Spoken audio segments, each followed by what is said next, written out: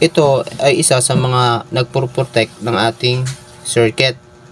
Once nakadetect si X capacitor ng short circuit dito sa mainboard, ay papuputukin niya yung fuse para ma-disconnect yung supply ng AC. Hello mga kadiskarte! Kung isa kang builder o technician ng isang piso wifi, kailangang malaman mo ito. Ito ang isa sa mga madalas masira sa ating mga piso wifi, ang 12 volt centralized power supply. Alam naman natin na pag ito ay nasira, mawawala ng internet ang ating mga piso wifi. Magrereklamo ang mga customer natin na hindi sila makapaghulog sa nasirang piso wifi, lalong-lalo na pag kailangan nila ang serbisyo ng ating piso wifi sa kanilang lugar. Napakamura lang naman at abot kaya ang presyo nito, kaya madalas pinapalitan agad natin ng bago ang mga nasirang power supply. At hindi natin napapansin na marami na pala ang mga defective na power supply na nakatambak na lang sa ating mga workshop. Pero alam nyo ba mga kadiskarte kung paano gumagana ang ating 12 volts power supply? At alam nyo ba na kaya nyo ring i-repair ang mga ito? Disclaimer lang mga kadiskarte, hindi po tayo bihasa sa electronics. Ito ay ayon lamang po sa aking research at konting kaalaman sa electronics. Ang ating 12 volts power supply ay isang SMPS or switch mode power supply. Mula sa 220 volts low frequency AC, kino-convert ito to DC or direct current. At mula sa DC, kino-convert naman ito sa high frequency. Mula sa high frequency ay dadaan ito sa isang flyback transformer. At ang output nito ay low voltage AC at i-convert ulit ito sa DC to supply sa ating mga piso wifi. Bakit nga ba kino-convert pa ito sa high frequency? Ano ang kahalagahan nito? Ito ay upang maging compact ang disenyo ng ating power supply. Ang isang high frequency ay kayang dumaan sa isang maliit na transformer na makakapag-produce ng sapat na voltahe at amperahe na makakapagbigay daan para sa isang maliit at compact na disenyo. Buksan po natin ang ating power supply at tingnan ang mga components at circuit diagram nito. Ito yung ating board ng ating 12 volts power supply.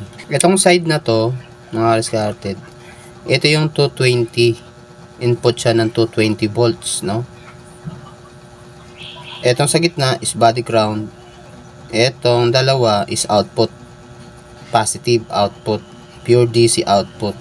Negative 12 volts and positive 12 volts. Kung titingnan natin dito, ito siya. Ito yung AC input sa gitna, body ground. Ito, nakalagay siya sa ground, body ground. Ito, negative output. Ito, positive output. Ito pala yung circuit diagram niyan mga kadiskarte, no? Tinrace ko lang mga kadiskarte para mabuo ko yung diagram niya. So dito, yung 220 AC ay dadaan siya dito sa capacitor, fuse, capacitor ulit, tapos capacitor connected sa body ground, at itong resistor na 680K, inductor papunta rito sa ating voltage rectifier, no? Ito yun. So kung titingnan natin sa mainboard, so itong capacitor na to is Y capacitor, connected siya sa AC to body ground. Tapos pupunta siya sa ating fuse, ito fuse, and then pupunta siya rito sa X capacitor, ito, at meron siyang Y capacitor ulit, ito yun mga kadiskarte, na connected sa body ground. So anong trabaho ng mga capacitor na to? Ang Y capacitor saka X capacitor, ito ay isa sa mga nagpo-protect ng ating circuit. Once nakadetect si X capacitor ng short circuit dito sa mainboard, ay papuputukin niya yung fuse para ma-disconnect yung supply ng AC. So mula dito mga kadiskarte ay dadaan siya sa inductor. Ito, inductor to mga kadiskarte, hindi siya transformer. So akala ko transformer siya. So inductor, tapos sa full bridge rectifier. So ito yung mga diode na to. 1N 4007. So, i-rectify niya yung AC, i-rectify niya to DC. So, paglabas dito sa mga diode na to ay magiging direct current na siya. Para maging smooth yung ating direct current ay kailangan merong 400 volts at 37 microfarad.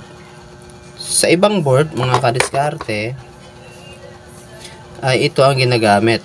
400 volts at 47 microfarad.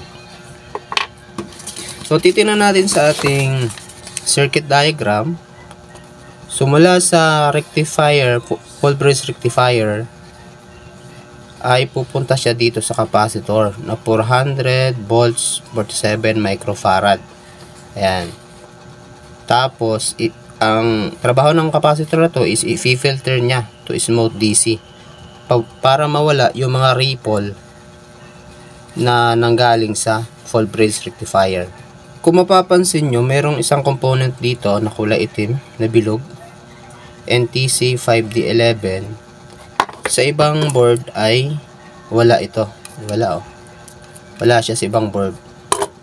So ang trabaho naman ito, mga kadiskarte, ay isa itong thermistor na resistor. Thermistor resistor. So nakapag uminit siya ay bumababa ang kanyang value, ang kanyang resistance, at nililimit niya ang current na pumapasok dito sa power supply, dito sa capacitor na to.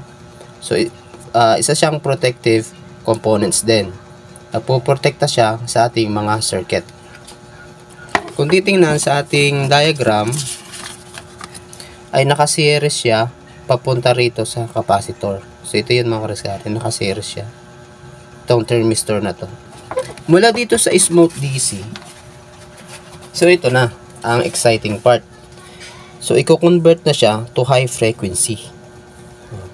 So paano ba nako-convert ito to high frequency? Kung makikita natin, yung positive line ng capacitor ay connected yan dito sa ating primary winding ng ating transformer. So ito yon, primary winding. So meron akong nabaklas dito na transformer. So ito yon, itong positive line ng capacitor ay connected dito sa primary. Yan, ito yung primary nya, ito yung auxiliary winding. So makikita natin dito. So ito yung primary winding, ito naman yung auxiliary winding. So i-discuss natin to mamaya kung ano ang trabaho nito. At itong secondary windings, ito yung output nya na mako-convert into 12 volts pure DC. So ito yung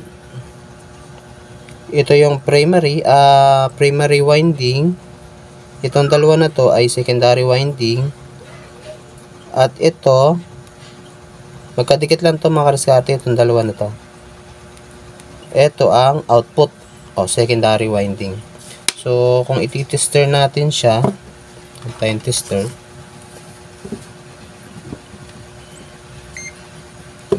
punta tayo sa mga kadiskarte. Pag nagtetest ako ng continuity, mas gusto kong gamitin yung diode.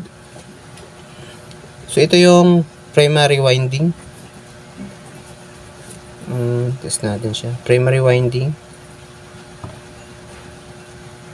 So ayan, 0-0 siya, no? So wala siyang connection dito sa secondary. Ayan. Dito lang siya. Ayan. Ayan. So wala din siyang connection dito sa output. Wala din siyang connection. So ito yon, primary winding. So itong secondary winding, ito naman nasa gitna na dalawa. Ayan. Ayan. Tapos itong output, itong dalawa ay magkadikit lang to, mga kadiskarte. Ayan, magkadikit lang sila. So ito yung output ng ating secondary winding. Yan, output to. So ganyan siya. So i-convert natin sa high frequency. Kung titingnan natin yung dulo ng ating primary winding ay connected yan sa negative.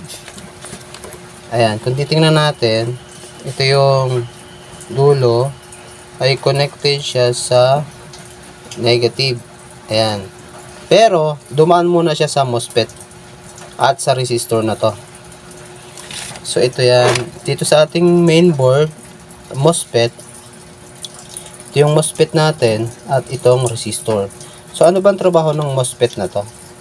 Ang trabaho ng MOSFET na to, mga kadiskarte, ay para siyang switch. Yun, isi-switch niya ng mabilis, halos nanoseconds. So ang tawag doon PWM signal. Isi-switch niya ng high frequency signal yung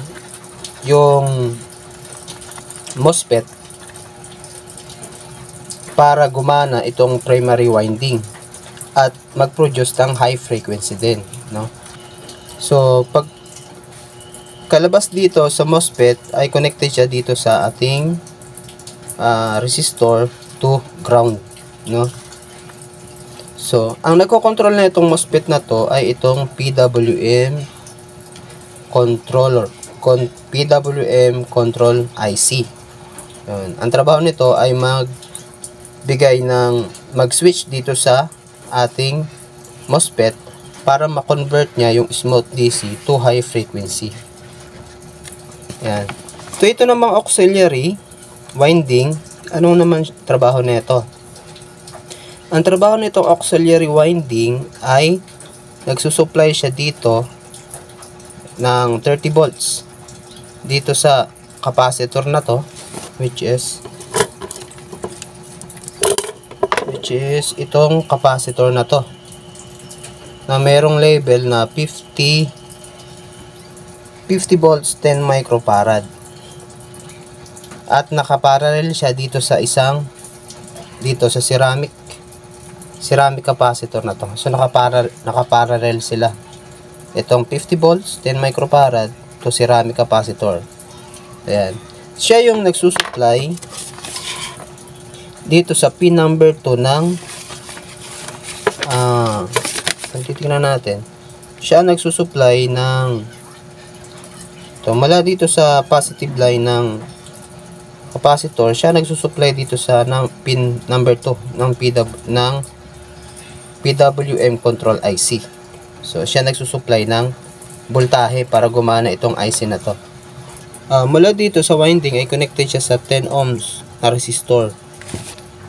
10 ohm na resistor is ito yon, brown, black, and black. So 10 ohms. So ayun siya, 10 ohms. At itong 1.2 mega ohms, ito 1.2 mega ohms ay connected siya sa positive ng ating linya. So ito yon. So ano naman trabaho nitong 1.2 mega ohms na to? Itong nagcha-charge, itong 1.2 mega ohms, ito nagcha-charge din dito sa capacitor na 50 volts and 10 microfarad dito para mapagana yung PWM. So nagsusupply siya dito sa PWM. Pero parehas lang sila ng ginagawa ng auxiliary, di ba? Sila yung nagsusupply dito. Bakit dalawa? May nanggagaling dito may nanggagaling sa auxiliary. So ganito kasi yan, mga kadiskarte. Itong circuit na to ay parang tinatawag na startup circuit, no? Kumbaga sa ating mga motor, ito yung kickstarter o push starter. No, kapag gumana na at gumagana na tong transformer na to, ito naman ang magsusupply. Ito na ang hahalili na magsusupply ng voltahe dito sa capacitor na to para isupply niya dito sa PWM control IC. No? Habang hindi pa gumagana tong transformer na to, itong auxiliary winding, ay ito muna temporary ang magsusupply para dito.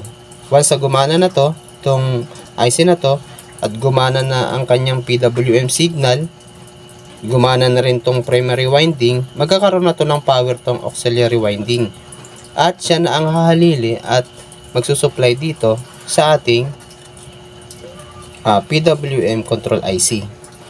So kaya may ganitong circuit, tinatawag na startup circuit. So ano naman tong mga circuit na to, itong part na to. So itong mga diskarte ay, kung titingnan natin sa diagram, ay ito yun, yan, red, black, and yellow. Red, black, and yellow is 200K. Tapos nakaparallel siya dito sa polyester, polyester capacitor, nakaparallel siya. So ano namang trabaho nito? Itong circuit na to, mga kadiskarte, ay tinatawag na snubber circuit. No, ano ba ang snubber circuit? Hindi to sa research ko, mga kadiskarte. Ang snubber circuit ay nililimit niya yung rate ng voltage at current. Nililimit niya yung voltahe at kuryente na nagbabago-bago dahil sa mataas na frequency. Para din siyang protector sa ating circuit. Ito ang output ng ating transformer, ay AC ang output niya. So i-rectify siya para maging DC. I-rectify siya ni Schottky diode. Itong circuit na to. So sa ating board ay ito yon. Ito yung Schottky diode. So makikita mo yung symbol, ayun. Nakikita mo yung symbol niya. Ayan. Ayan, nakikita mo yung symbol niya. So ito yon. So ang trabaho nito ay rectified. Schottky diode rectifier. So bakit ba ito yung ginagamit? Na pwede naman sigurong gumamit ng ganitong mga diode. Ang advantage kasi ng diode na to, mga kadiskarte, ay kaya niyang high current. So kaya niya yung mga 4 amp.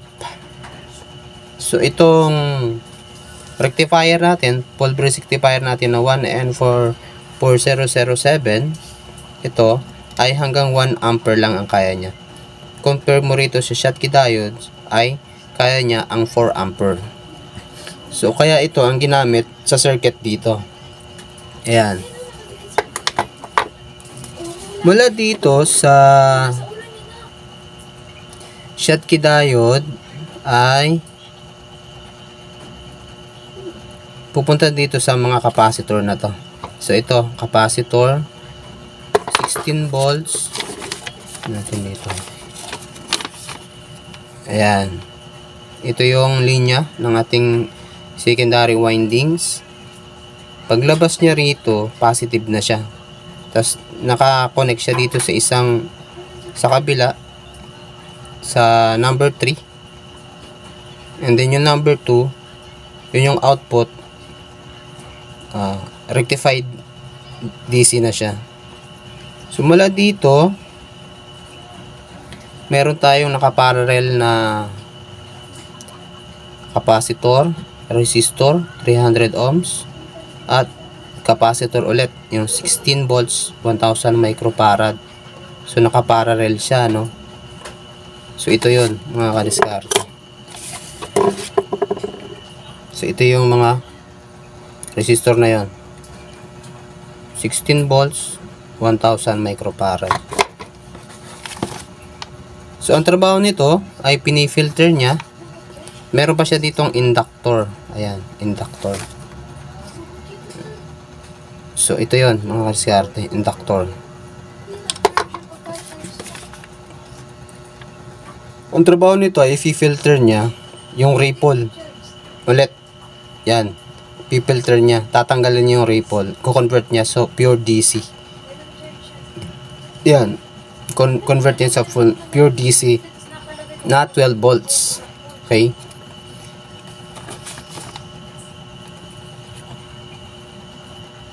Yan.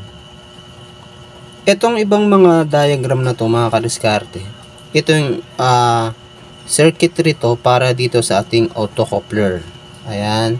Tapos meron din tayo ditong TL431A, which is ito yung regulator, shunt, tawag na ito, shunt voltage regulator.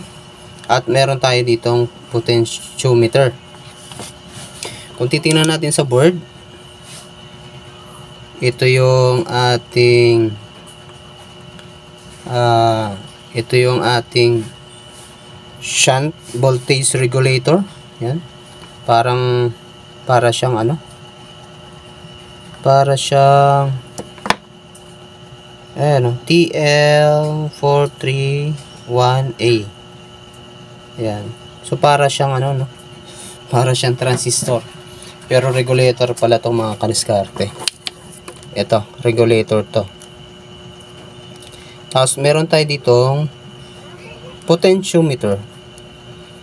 So ang purpose nito, kasi minsan yung output ng ating power supply ay minsan hindi siya 12 volts, kulang siya sa 12 volts, or sobra siya sa 12 volts. So para tama natin yung output, ay pwede natin siyang i-adjust gamit itong potentiometer. So yan. Ito yung ating TL431A at potentiometer or variable resistor. Connected siya rito sa autocoupler. So ito yun, mga kadiskarte, autocoupler. Ayan. Ayan. So ano ba ang trabaho nila? Ano ba ang trabaho nitong TL431A, potentiometer at autocoupler? Itong TL431A is siyang shunt voltage regulator.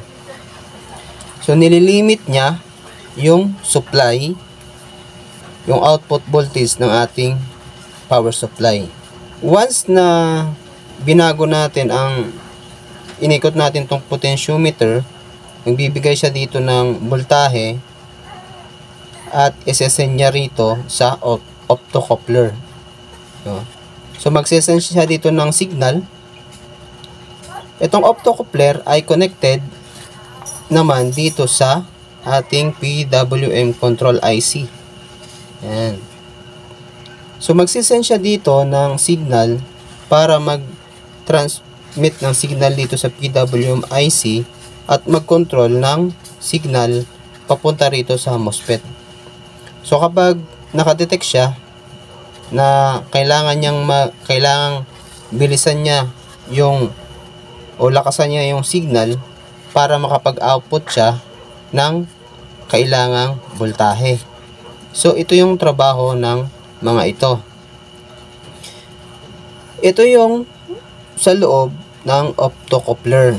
So meron siyang LED at parang transistor. Ito ay nagsiseparate sa dalawang circuit. Itong side na to mga kadiskarte, ay sineseparate niya. Nagsiseparate sila, no?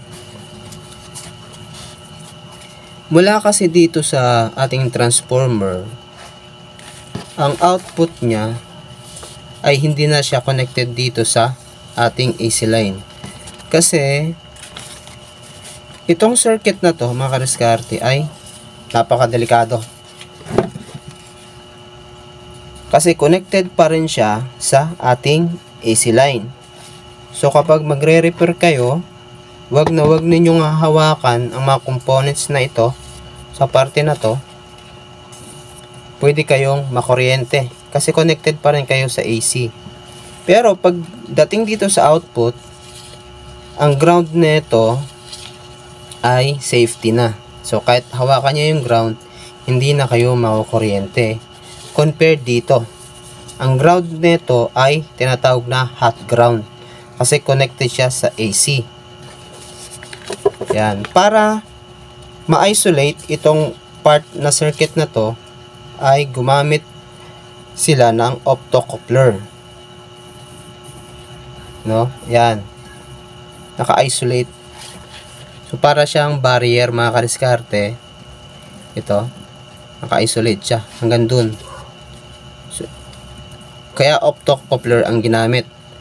Kahit naka-isolate ay nakakapag-send pa rin siya ng signal sa pamagitan nitong LED na to sa loob ng optocoupler para mag-control sa PWM IC at makontrol niya yung output ng ating power supply.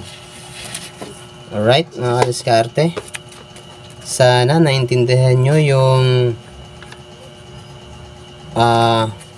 aking paliwanag sa circuit diagram at papaano gumagana at papaano nagpapunction ang ating 12 volts power supply.